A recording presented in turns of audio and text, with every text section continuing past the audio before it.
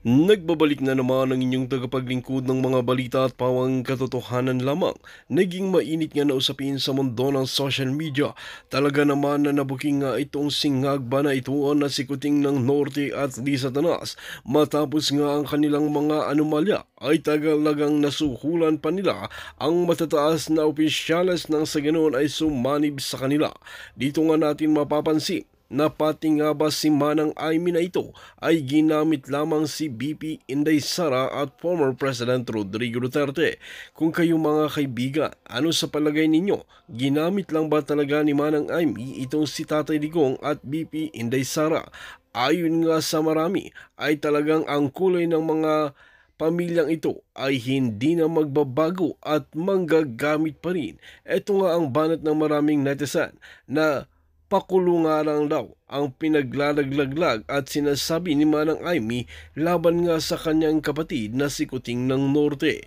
Just comment below sa ating comment section ang inyong mga opinyon nang sa ganoon ay ating tatalakayin at pag-uusapan sa mga susunod na video. Ngayon nga ay marami nang gagalaiti sa galit dahil ngayon nga ay talagang marami na naman gumagamit sa pangalan nga ni BP Inday Sara at ni former President Rodrigo Duterte. Well mga kaibigan, para nga sa karagdagang impormasyon, panoorin nga natin ang buong video at kung bago ka lamang sa akin channel, huwag kalimutan i-click ang subscribe button at notification bell para lagi kang updated sa ating mga bagong video. At para sa solid viewers natin dyan, maraming salamat sa walang sawang pagsuporta. Anya at iba pang leaders, hindi ko sila kilala. Tapos ito si Lisa Tanas. Ayan, nakasmile. Siya lang ang tanging nakasmile na nagpapakute with her formalin-inspired, okay, na Feslock. Okay, tignan natin dito. Ayan si Bangag. Alright, yan, magkatabi sila. Tignan natin yung picture. Ayan si Bangag. Konting kembot na lang, andyan na si Lolo Trump. Okay. Ano kaya ang magaganap? Sila kaya ay makapagpa-picture-picture? Ano sa tingin ninyo? Dahil napag-usapan namin, tagalan natin yung mga festlock nila, napag-usapan namin ni Attorney Glenn Chong na itong Bangag administration ay hindi naman imbitado. At usually pag ganitong klaseng pagkawala ng Santo Papa, hindi naman, kumbaga, kung sino lang yung gustong pumunta. Pero syempre, ang unang nag-announce yan ay ang President Trump, then si Biden nag-announce din, nakiramay at pupunta, si Zelensky, at ito nga si Bangag. Alam ninyo, mga kababayan, nakikita naman ninyo ang kahirapan sa Pilipinas. Kung gaano kalupit. Recently, actually, 55% na based on sa survey, ang mahihirap na Pilipino. But let's talk about that later. Yung 55% na kahirapan ng Pilipinas o ng mga Pilipino. So mga palangga, kaya natin nasabing kahirapan, hirap na nga kayo, wala na nga kayong trabaho, wala na nga kayong makain, ang inyong presidenteng Bangag ay lumipad pa gamit ang pera ninyo, pondo ng bayan, ilan na naman kayong mga addictus ang kanilang isinakay sa eroplano at mag-shopping sila sa Italia, baka bumili na naman sila ng mga branded and everything, o may bitbit silang kwarta. Actually, branded na yan, maliit lang na bagay eh. O baka mamaya may bit-bit na naman silang nakaw na kaba ng bayan para isiksik sa kanilang offshore account. Para kunwari, boreal lang ni Pope John, ni Pope, then, at yung kanilang mission ay maliban pa dyan, magpa-picture-picture sa kay President Trump. Kasi mga kababayan, na pag-usapan na nga namin ni Attorney Glenn Chong na hindi naman inuobliga ang mga world leaders. Well, si Bangag ay hindi world leaders. Siya ay bangag talaga. At ito naman na hindi sila inuobliga dahil hindi naman, it's okay na magbigay tayo ng condolence, message of sympathy and condolences sa pamilya ng Papa. At syempre, bilang isang, parang ano tawag diyan, protocol, no, not protocol.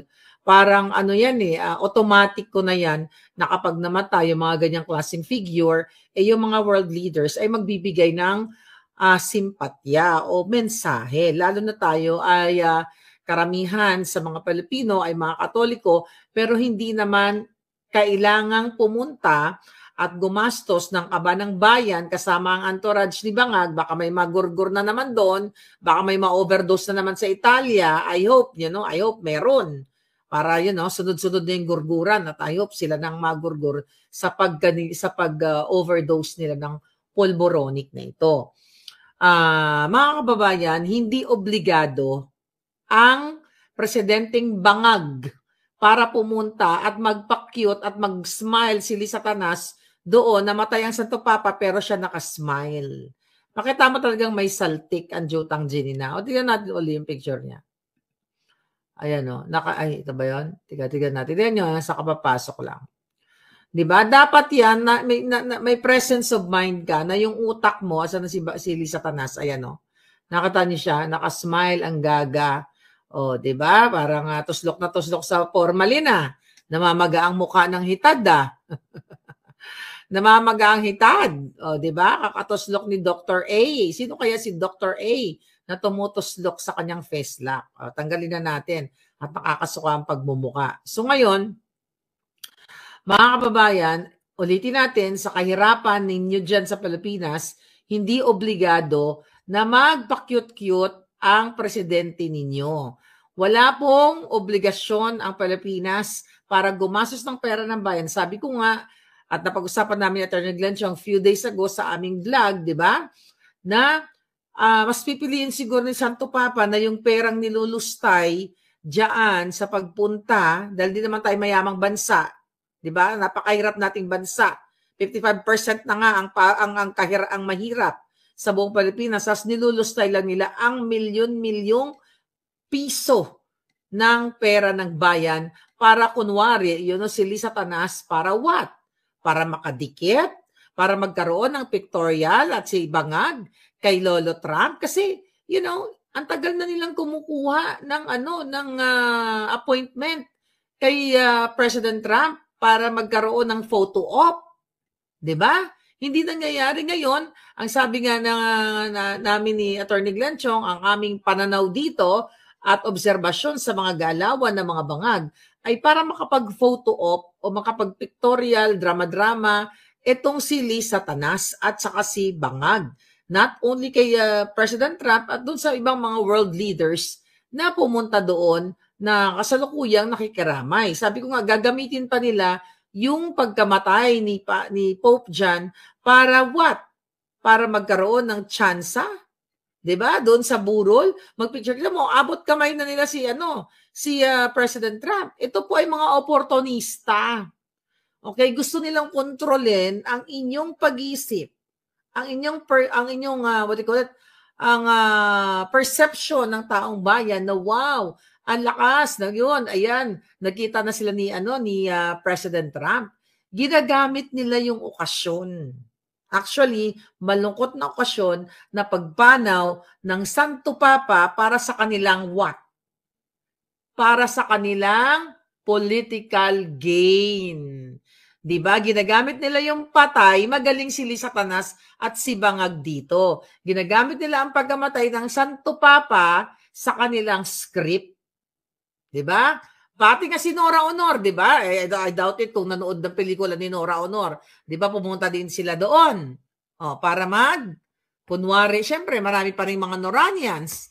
Diba? Ginagamit nila ang patay. Hindi naman totoo yan ang kanilang pakikipag-simpatya. Dahil kung totoong matinong tao si Bangag at si Satanas, unang-una, ulitin natin, hindi sila nangidnap ng 2 bata sa Turkey.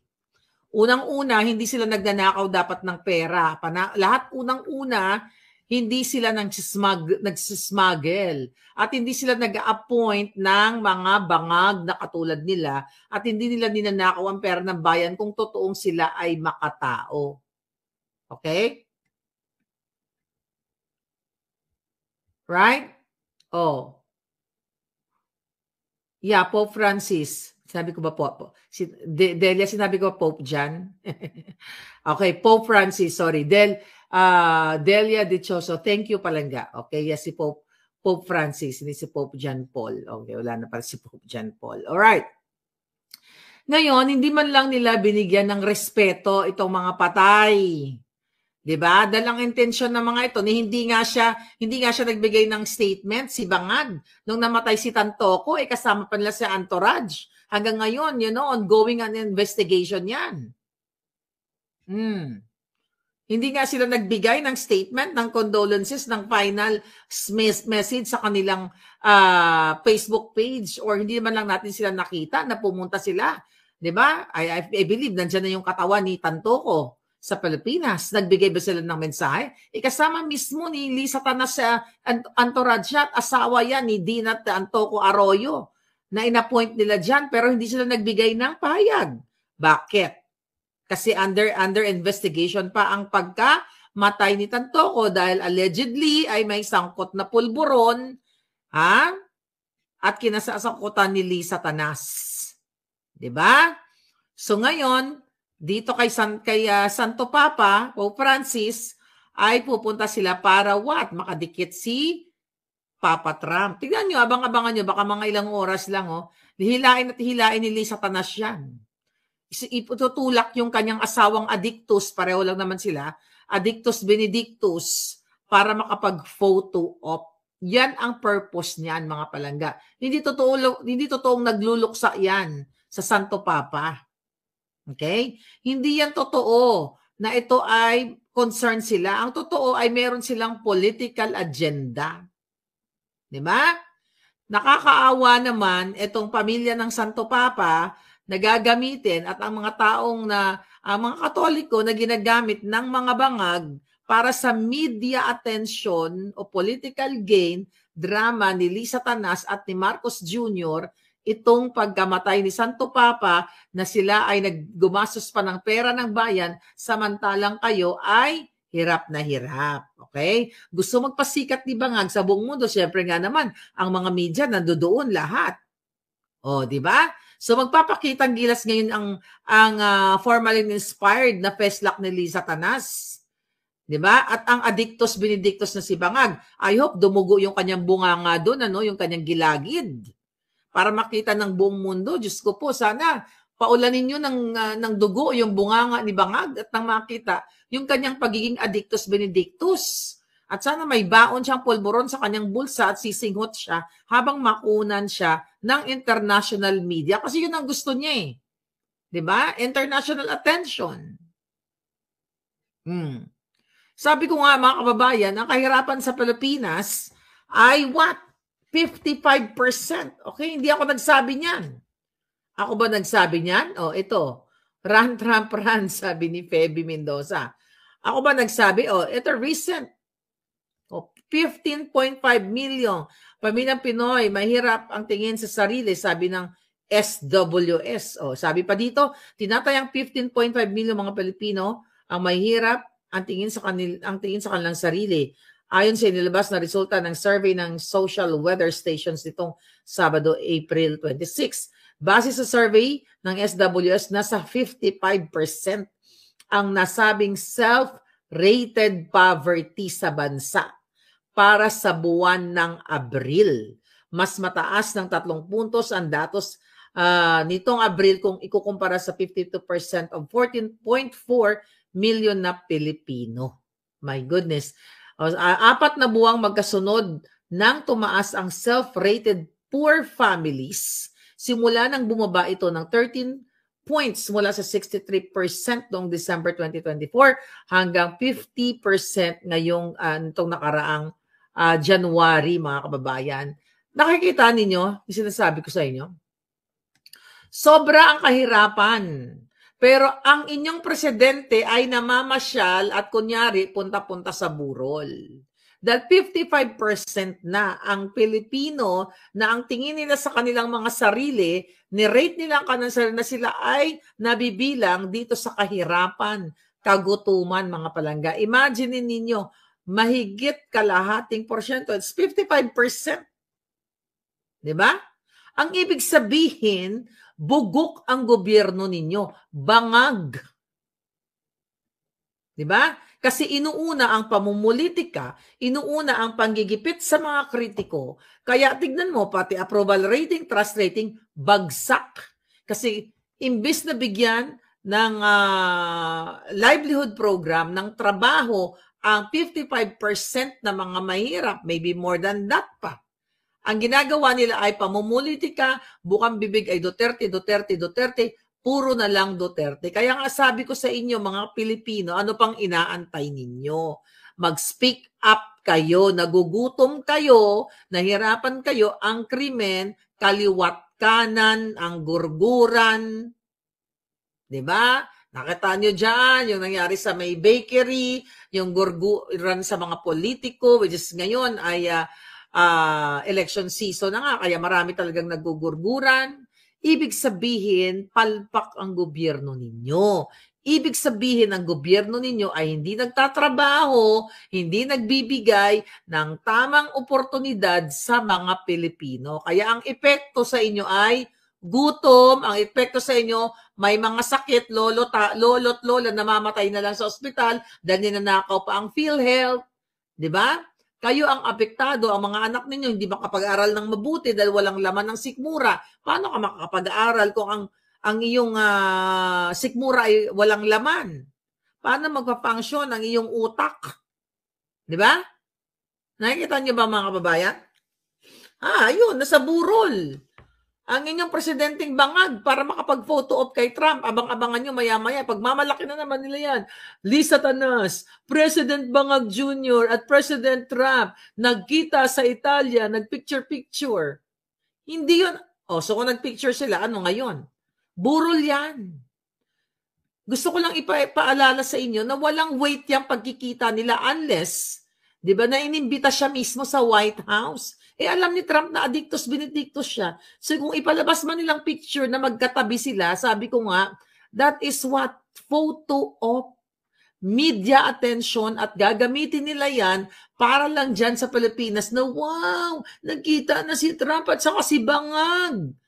Sana nga tanongin ni Trump si Bangag. Nakatira ka ba ngayon? Di ba? Ilan ang tinira mo? Yan po ay malinaw na paglulustay ng pera ng bayan, samantalang kayo ay hirap na hirap, pinangakuan ng 20 pesos kilo ng bigas. Alam niyo naman yan, pang politika lang, pang bangag, sabi ko nga, yung 20 pesos per kilo ng bigas, for ano lang yan, bangag rice, at yan ay pangako na mapapako na short-term solution at hindi talaga yan ang solution dahil nga nakikita natin, ang bigas ay pang baboy lamang at wala pong 20 pesos kilo na bigas sa totoong kwento ng agrikultura o pamilihan dyan sa Pilipinas. Ang kailangan ninyo ay trabaho, serbisyo, social services, katulad nga yung PhilHealth na yan, yung mga health services na ninanakaw ang pondo ng mga bangag at iniligay daw sa tulay, inilipat sa infrastructure, okay pa rin daw yan, sabi ng mga bangag, sabi ng tagapagsalita ng mga bangag, dahil yung tulay ay dinadaanan para maabot ang pasyente. Di ba? Only in bangag administration. Sa dami-dami po ng walang trabaho, mga kababayan, ang taas ng bilihin. Magkano ang minimum wage? 600 or 700, let's say for example. Sa 700, alam nyo na yan. Kung may 4 kang anak, renta mo sa bahay, kuryente, tubig, lahat. Diba? Kaya talagang bagsak ang Pilipinas. 55%, maybe more than that pa, ang naghihirap na Pilipino dahil ang presidente ninyo, ang pinagkakabalahan ay suminghot hanggat nagdudugo ang ilong sa pagiging addictus benedictus. Kaya ngayon, inilalabas ni Marlica, inilalabas ni Harry Roque, inilalabas ng mga anti-bangag vloggers ang kritiko. Ngayon, dahil totoo ang mga sinasabi natin, ang approach ng mga bangag o yung kanilang pagtugon dito sa mga problemang ito ay sindakin si Marlica. kasuhan ng mga fabricated crime, katulad ng pagkaso nila kay distressed mother, para matakot at hindi na tayo magsalita at tahimik na lang tayo at hindi na malalaman ng taong bayan na kawawa kayo. Pero sabi ko nga sa inyo, hanggang sa huling hininga, hanggang sa huling alindog, at siguraduhin natin, mauuna ang kanilang mga hiningang maputol kumpara sa atin na nakipaglaban sa tama. Anong ginagawa nila? Maggamit ng mga ayuda, alam nyo na yan. Ayuda ang binibigay sa mga mahihirap, panandalian lamang yan. So tanggapin nyo yan. Sabi nga natin, sabi ni Inday Sara, tanggapin nyo yan kasi pera nyo naman yan. Pero ang problema, mga kababayan, hindi tinuturuan ang mga Pilipino para maningkamot, para magsipag. Dahil ang Pilipino masipag naman eh. Hindi kayo binibigyan ng trabaho kasi gusto nila maging mangmang kayo forever at si Lisa Tanas at si Bangag i-enjoy na lang ang pera ninyo. Mangutang na lang tayo ng mangutang dahil lumobo na yung utang at sila magnakaw ng magnakaw. Yan mga palangga.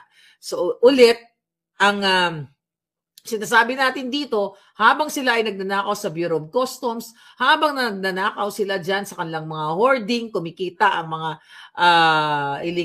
yung mga smuggling nila and everything, kayo ay kulang sa edukasyon ng inyong mga anak dahil hindi makapag-isip, dahil kulang, kumakalamang sikmura, wala kayong trabaho, kaya ang mga may mga Pilipino na nagbabangag-bangag na lang, sumisingot naman. Nakita nyo naman sa Facebook, nagsisingutan sila. Imbis na turuan kayo kung paano kumita ng pera, ay ang short-term at election solution. Tama ba? Election suhol. Diba? Bigyan kayo ng ayuda para sabihin na mabuti ang gobyerno ni Bangag. Ay, kasi nagbigay ng ayuda, Pero hindi nyo na, alam ko, yung matalino naman kayo, alam nyo na ito ay short term lamang. Siyempre, tanggap lang kayo ng tanggap dahil kapit kayo sa patalim. At the end of that ayuda, anong gagawin nyo? Yung iba, nagnanakaw, nag-i-snatch, o nagdudurog na lang para makalimutan yung gutom o problema. Diba? Yan ang kanilang approach. Kaya nga, no wonder, 55%, sabi ko, maybe more than that pa, ang nagrereklamo, ang nagsasabi, based on that survey, okay, mukhang pabor pa nga sa kanila yung survey firm na yan, di ba? Pero hindi kayang pigilan ang pagkalam ng sikmura ng taong bayan. Kasi ang inuuna nila, corruption, pagnanakaw sa kaban ng bayan, panggigipit, ginagamit nila ang pera ng bayan sa pag-file ng mga kaso, hindi lang sa akin, sa mga kritiko nila. Di ba? Hindi lang ako. Yung 4 na mga OFW, yung isa sumulat sa akin na wala naman daw siya binanggit na pangalan, nag-post lang siya, nag-share lang siya. I mean, binigay niya lang yung sentimiento. Si Palangga, sinagot ko siya kanina, mag-usap tayo Palangga, ibigay mo sa akin yung iyong WhatsApp or Viber, mag-usap tayo. Tignan ko kung anong maitutulong sa'yo. Kasi kinasuhan siya, OFW. Dito po, binubuhos ng gobyernong Bangag ang pera ninyo sa panggipit sa mga nagsasalitang mga OFW dahil kayo ay hindi nyo na kinakaya ang malupit na kahirapan ng inyong mga kababayan, ng inyong mga mahal sa buhay dyan sa Pilipinas. Kasi inuuna nga ng mga Bangag ang pagnakaw, magbayad, mag-bribe ng mga tao at gipitin. Recently, may nakausap ako, asawa ng pulis. Okay? Kayo mga pulis, 'di ba? Yung mga may mga kaso na na-clear na. May nag-report sa akin kanina na yung kanyang asawa ay na-cleared na raw yung kaso, binubuhay pa. Ayaw lang niyang magpapangalan dahil for security reason. Ngayon, binubuhay yung mga kaso pag hindi ka pabor dito sa Bangag administrasyon na ito. Yan yun mga kababayan, ang nangyayari ngayon sa inyo. Anong gagawin natin ngayon? Ayan. Ano daw?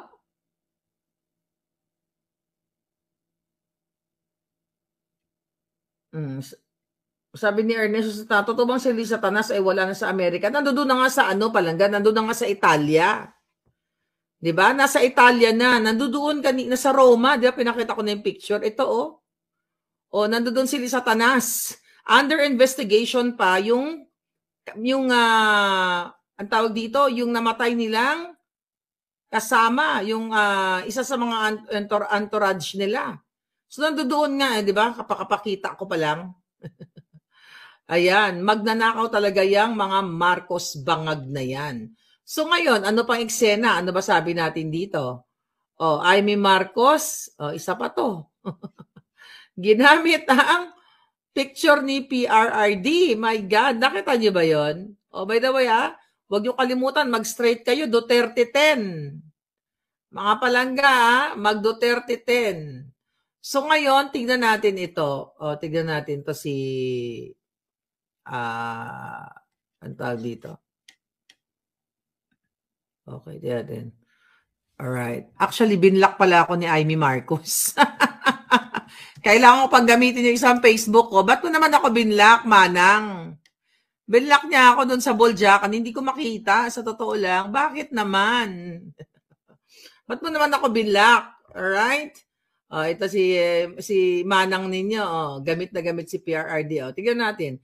Bigyan natin ng komento to. Walang iwanan ang sabi. Tignan natin. What is your view about this? Okay, di ba? Straight Duterte 10 kayo nakita niyo ba yan? Ginamit si Pangulong Duterte. Okay, bigyan natin yan ng paliwanag. Pero gusto ko lang sabihin sa'yo, binlock ako ni Amy Marcos.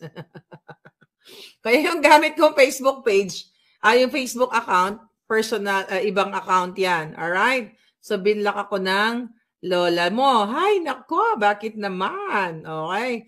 Ba't mo ako binlock? Dati tuwang-tuwa ka sa akin di ba? Ngayon, mga palangga, anong ibig sabihin yan? Ginamit niya yung recycled picture na sinasabi niya walang iwanan. Di ba? Nagsalita na si Pangulong Duterte through Congressman Pulong Duterte. Tama ako, mali? Ano ang bilin ni Pangulong Duterte?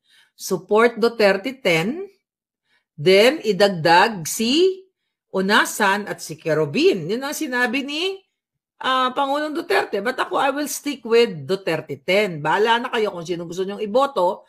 Si Unasan, okay? Kasi di ba si Inday Sara ay mayroon ding inendorso. Yung dalawa, magkaiba sila. Dahil nga, magkaiba naman silang persona. Pero nga sabi ko sa inyo, ako, never again. Pero gusto ko bigyan, okay, pakita na lang natin para sa kapapasok lang para maintindihan nila, no? Ayan, no? Ayan po ay recycled. Okay? Recycled yan, okay? Talagang gusto ko ipaano sa inyo, ipaintindi mga kababayan. Kasi mukhang natatamaan si Amy kasi binlock niya ako sa Boljakan, di ba? Misinformation yan, Manang. Mangga, di ba? Yung ginagawa mo, misinformation, misleading. Okay? Gusto mong ibilugin ang kaisipan ng taga-suporta ni Pangulong Duterte, di ba? Kasi ang iba dyan, akala, yung iba hindi na masyado nag-uulirat. Now, tama ba ito? Luma ba itong picture na ito? So dahil yung karamihan sa mga Pilipino, sinusunod nila ang puso ni Pangulong Duterte, may isip na, ay, pinitinaas pala yung kamay ni Amy, ganito, ganyan, ganyan. Misinformation yan. So, dapat ikaw dyan pinapatawag Hindi mo naman sinabi na recycled. Sinabi ba niya dyan? Tingnan natin. Nakita niyo ba? Na sinasabi niya na picture taken on ganito, ganyan, ganyang date. Di ba? Ang sabi niya lang, walang iwanan. Sino nag-post yan? Wala naman siya sinabing recycled picture yan So, misleading yan, darling. Hindi yan maganda sa imahe mo. Lalo kang babagsak. Di ba, mga palangga? Lalo siyang babagsak. Kasi sabi ko nga, yan ay fake news. Dapat pinapatawag ka rin dyan. Lahat kayo papatawag na nag-fake news. Hindi kami mga vloggers. Di ba, peke yan Panglilin lang yan. So, akala ng ibang tao, yan ay current o recent. Di ba, na ikaw ay inendorso ni Pangulong Duterte. Hindi ka naman pinangalanan ni Pangulong Duterte Base dun sa mensahe ni Congressman Pulong. So, minamanipulate mo yung perception ng ating mga kababayan. Para what? Para palakas